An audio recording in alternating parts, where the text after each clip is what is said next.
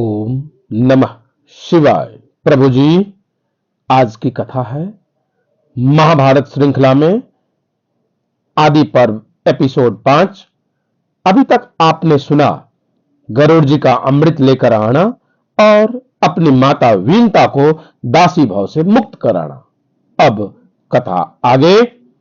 शौनक ऋषि ने पूछा, हे सूत नंदन, आपने जिन जरत्कारु ऋषि का नाम लिया उनके नाम का अर्थ क्या है तथा आस्तिक का जन्म कैसे हुआ, यह हमें विस्तार से बताइए। उग्रश्रवा कहते हैं, जरा का अर्थ है क्षय, कारू का अर्थ है दारुण। पहले उनका शरीर हट्ठा कट्ठा था, परंतु तपस्या के द्वारा जीर्ण शीर्ण और छिन्न बना लिया। इसी से उसका नाम जरत्कारु पड़ा। वासुकी नाग की बहन भी ऐसा ही किया, जिससे उसका भी नाम जरत्कारु पड़ गया। जरत्कारु बहुत दिनों तक ब्रह्मचर्य धारण कर जप तप में लगे रहे और स्वच्छंद रूप से पृथ्वी में विचरण करते रहे। उन दिनों परीक्षित का राजत्व काल था। जरत्कारु वायु पीकर निराहार रहते थे, जिससे उनका शरीर सूख सा गया था। एक दिन यात्रा करते हुए अपने पितृगण को खस का तिनका पकड़े हुए उल्टा लटके हुए देखा। उनके दुखी होने का कारण था वंश परंपरा का नाश होना। पितरों ने उन्हें विवाह कर वंश बढ़ाने को आग्रह करते हैं।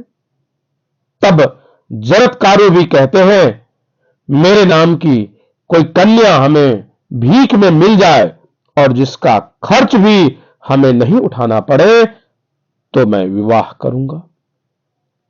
नागराज वासुकी अपनी बहन जरत्कारु का विवाह जरत्कारु ऋषि से करवा देते हैं।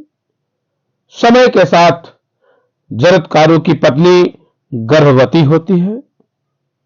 जरत्कारु ऋषि एक दिन क्रोधित होकर घर छोड़कर चले जाते हैं और पत्नी को आशीर्वाद देते हैं कि तुम्हारी पेट में पल रहा जो गर्भ है वह बच्चा बहुत ही बड़ा विद्वान और ऋषि होगा।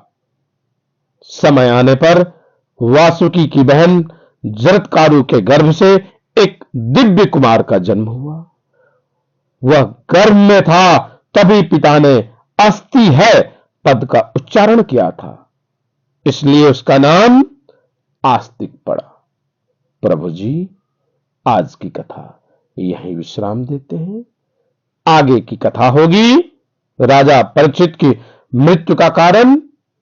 तब तक के लिए ओम नमः शिवाय।